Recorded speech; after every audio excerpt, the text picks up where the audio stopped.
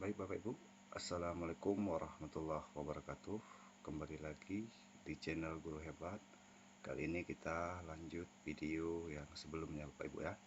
Sebelumnya kita sudah menyelesaikan uh, tentang topik menerapkan prinsip understanding by design pada pembelajaran 2025. Jadi bagi Bapak Ibu yang belum nonton, silahkan nonton video sebelumnya. Dan kita akan melanjutkan ke topik selanjutnya, yaitu merancang pembelajaran berdiferensiasi. Oke Bapak Ibu, di sini seperti biasa Bapak Ibu ya, saya akan membagikan seluruh tugas yang ada di menu merancang pembelajaran berdiferensiasi. Nanti linknya saya bagikan di deskripsi video. Jadi bagi Bapak Ibu yang masih bingung dalam mengisi, tolong disimak, tolong diperhatikan, jangan di skip video ini supaya Bapak Ibu paham. Baik, langsung aja kita mulai. Yang pertama kita klik yang ini Bapak Ibu ya. Bagi yang sudah yang ini, yang menerapkan prinsip understanding by design, silahkan menuju kemari. Oke, yuk yang pertama kita mulai dari merancang pembelajaran berorientasi peserta didik. Kita klik tautan, nanti akan muncul tugas Bapak Ibu ya. Nah, tugasnya ini sudah saya kerjakan. Nanti Bapak Ibu lihat di link deskripsi video.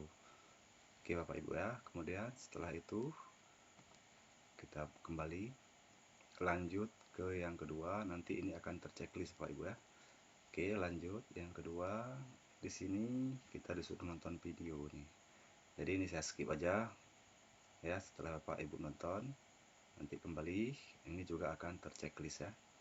Kemudian lanjut, ini juga video Bapak Ibu, ini juga video, silahkan tonton sendiri ya. Saya skip aja, nanti akan juga terchecklist. Kemudian yang selanjutnya ada komponen pembelajaran berdiferensiasi ya. Kita klik yang ini ya. Ini cuman bacaan Bapak Ibu ya, cuman bacaan, tidak ada tugas di sini. Silahkan Ibu pahami ya, silahkan Bapak Ibu pahami. Oke, kita kembali ya. Nanti ini akan terchecklist setelah Bapak Ibu kembali. Kemudian lanjut ya Bapak Ibu ya. Di sini tentang menelaah video, bukan nonton video Bapak Ibu ya. Silahkan ditonton, saya skip aja. Kemudian yang ini juga sama, nonton video, silahkan ditonton sampai habis, nanti kembali. Kemudian lanjut lagi, sama ini juga nonton video, silahkan ditonton sampai habis. Kemudian setelah Bapak Ibu nonton, ini akan tercentang hijau Bapak Ibu ya. Ya, tercentang hijau. Oke, selanjutnya kita klik yang ini ya, di sini Bapak Ibu ya. Kita klik di tautan. Nah, di sini ada tugas lagi Bapak Ibu. Berarti tugas kita yaitu menelaah video 1, video 2, video 3 yang kita skip tadi Bapak Ibu ya. Nah, video yang ini ya, ini oke ya, video 1, video 2, video 3 ya. Ini nanti Ibu telaah, masukkan kemari. Jadi bagi Bapak Ibu yang masih bingung, saya juga sudah membuatkannya. Bapak Ibu nanti silahkan lihat di link deskripsi video. Ini akan saya bagikan Bapak Ibu ya, contoh yang sudah saya isi ya, supaya bisa jadi referensi Bapak Ibu. Tugas ini mungkin akan diminta oleh LPTK, jadi kita persiapan saja ya. Bisa juga tidak ya, dari pengalaman yang tahun lalu tugas ini tidak diminta oleh LPTK. Jadi ya kita jaga-jaga saja supaya jika diminta kita sudah ada Bapak Ibu ya. Oke, lanjut. Tadi bagian ini ya, terakhir ya. Oke, lanjut, nanti akan tercentang hijau. Kemudian masuk lagi ke hasil telaah. Nah, di sini sama kayak seperti yang di topik 1 Bapak Ibu ya. Di sini diminta yang pertama mempublikasikan hasil telaah Bapak Ibu guru pada platform media sosial. Silahkan Bapak Ibu upload ke TikTok juga boleh, Instagram ataupun YouTube. Oke. Kemudian kemudian nanti ya di screenshot lah Bapak Ibu ya. Kemudian yang kedua, mempublikasikan di grup jaring rekan sejawat ya. Ini ya di grup WhatsApp juga boleh Bapak Ibu ya. Kemudian nanti minta 1 atau 2 orang ya memberikan tanggapan. Kemudian di screenshot juga Bapak Ibu. Habis itu disimpan. Yang ketiga, mempublikasikan di blog ya. Mungkin blog Bapak Ibu tidak punya ya, skip saja. Kemudian yang keempat, presentasikan pada rapat guru dan minta beberapa orang rekan Bapak Ibu memberikan umpan baliknya. Di sini nanti Bapak Ibu silahkan presentasi ya, yang hasil video hasil telaah Bapak Ibu ya tentang video yang 3 tadi. Atau juga Bapak Ibu bisa menjelaskan tentang pembelajaran berdiferensiasi kepada rekan kerja Bapak Ibu di sekolah masing-masing ya. Oke, kita close saja. Di hasil telaah nanti akan tercentang hijau.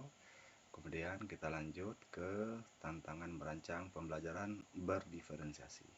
Oke, nah, kita klik di bagian hijau. Ya, di sini ada tugas Bapak Ibu ya. Nah, ini juga sudah saya siapkan. Nanti Bapak Ibu silahkan klik di deskripsi Bapak Ibu ya. Nanti saya sudah membagikan link untuk Bapak Ibu ya. Contohnya ngisinya bagaimana, nanti Bapak Ibu lihat sendiri. Oke. Selanjutnya kita cancel aja ini. Oke, lanjut ya di bagian ini. Ya, sudah Ibu klik nanti tercentang hijau. Lanjut. Nah, di sini ini diminta peta konsep Bapak Ibu ya. Ya, peta konsep, poster ya, silahkan kalau Bapak Ibu kesulitan menggunakan digital ya silahkan ditulis ataupun digambar secara manual ya. Buat aja lah peta konsep tentang pembelajaran berdiferensiasi ya. Kalau susah ya coba Ibu cari inilah referensi di internet gimana cara membuat peta konsep ya. Lanjut saja di bagian aksi nyata ya. Di sini bagian aksi nyata Bapak Ibu, sini diminta yang pertama ide apa yang Bapak Ibu guru dapatkan setelah belajar topik ini. Ya, yang kedua menurut Bapak Ibu pembelajaran berdiferensiasi seperti apa yang relevan untuk dikembangkan di sekolah Bapak Ibu. Jadi ini sudah saya siapkan filenya Bapak Ibu ya. Sudah saya jawab, nanti silahkan klik di link video Bapak Ibu ya. Saya akan membagikan link aksi nyata ini Bapak Ibu ya. Oke. Selanjutnya setelah aksi nyata tercentang hijau, kita masuk ke latihan pemahaman. Oke, nomor 1 ya, di sini saya jelaskan Bapak Ibu ya, kita jawab sama-sama ya, supaya Bapak Ibu tidak berulang dalam menjawabnya. Oke, yang pertama, salah satu prinsip pembelajaran pada kurikulum Merdeka adalah pembelajaran dirancang dan dilaksanakan untuk membangun karakter peserta didik untuk menjadi pembelajaran sepanjang hayat.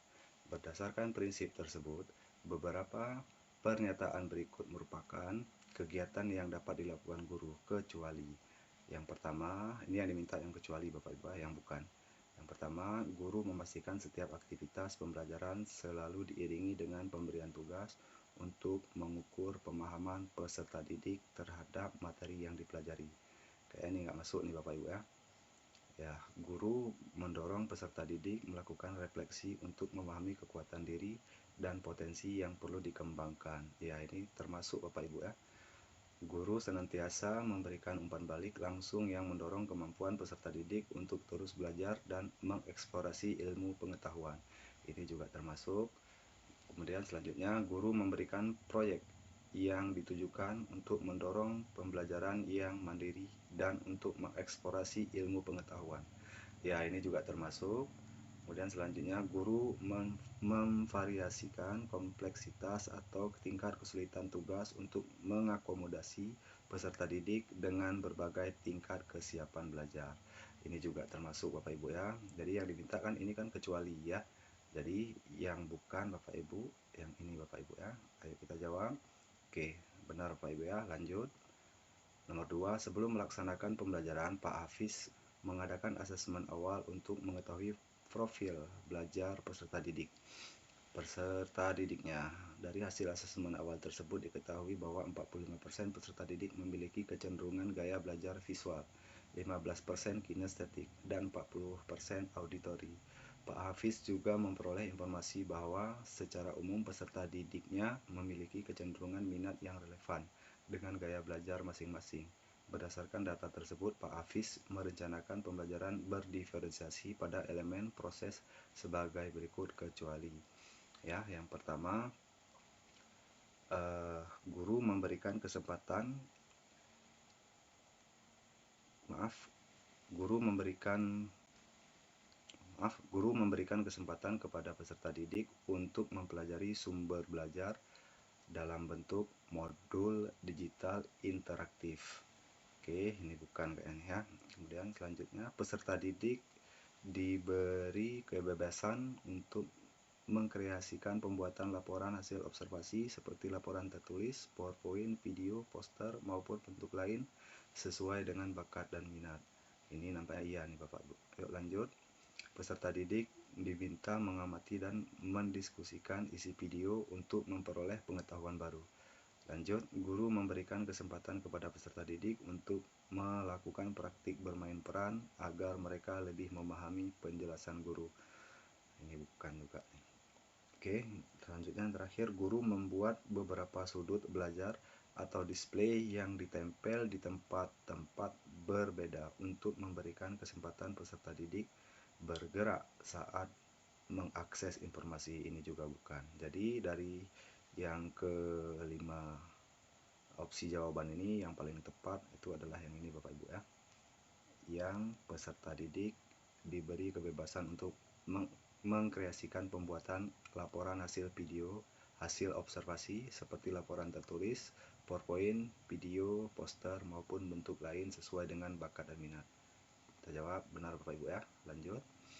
Nomor 3, implementasi kurikulum merdeka mengedepankan paradigma baru dalam pembelajaran, bukan dalam arti menghadirkan konsep dan prinsip pembelajaran yang sepenuhnya baru, namun lebih pada upaya untuk memastikan terciptanya praktik pembelajaran yang berpusat pada peserta didik. Penerapan paradigma baru dalam pembelajaran dimaksud tergambar pada beberapa kegiatan berikut, kecuali yang pertama, pada awal tahun ajaran, guru berusaha mencari tahu kesiapan belajar peserta didik dan pencapaian sebelumnya. Ini bukan ya. Oke, masuk. Karena yang diminta ini yang kecuali ya.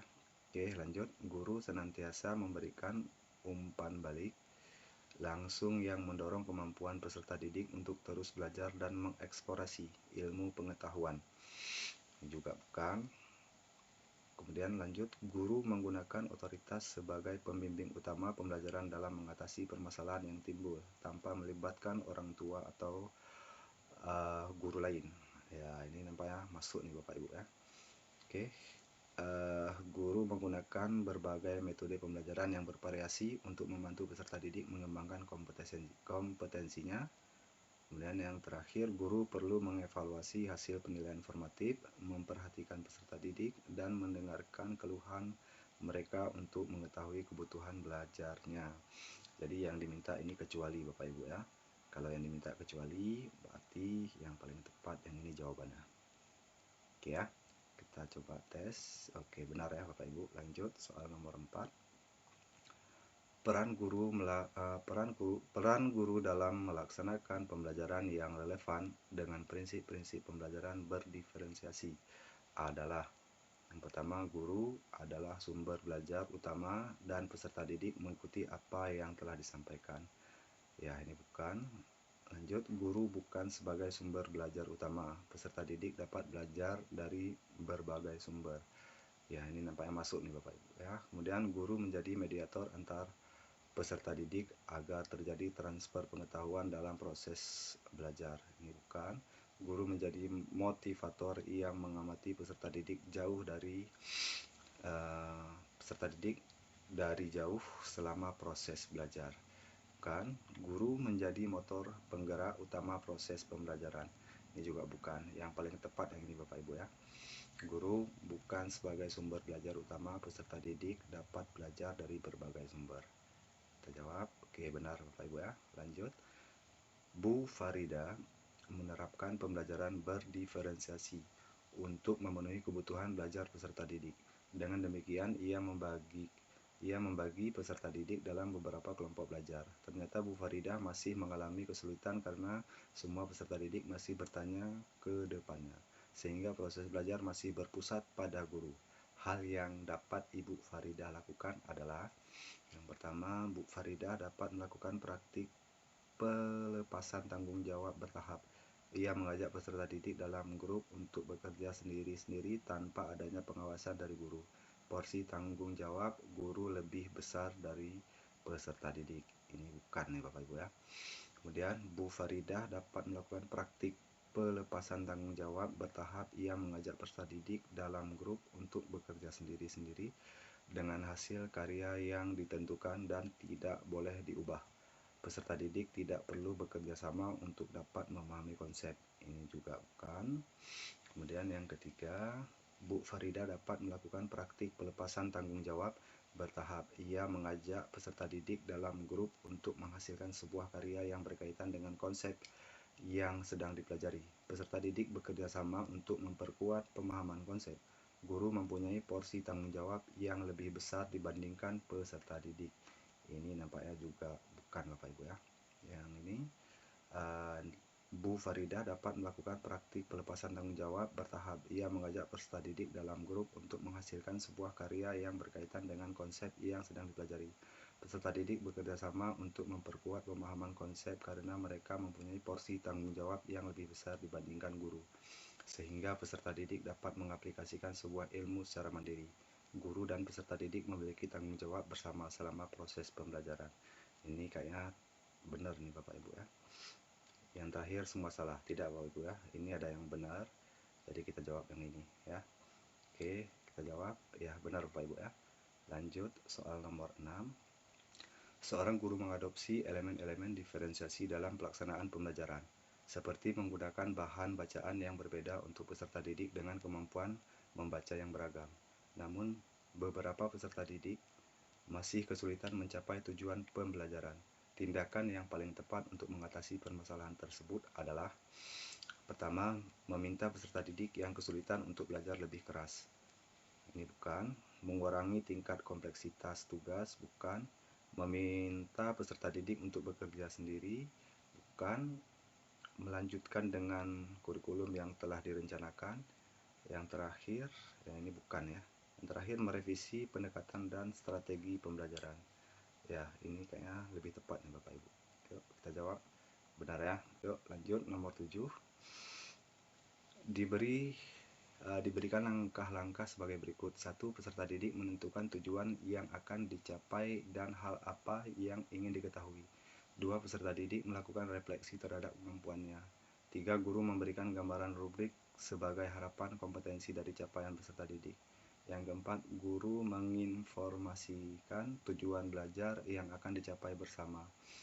Alur tahapan yang perlu dilakukan oleh guru dan peserta didik untuk merumuskan tujuan belajar adalah, yang pertama ini yang diminta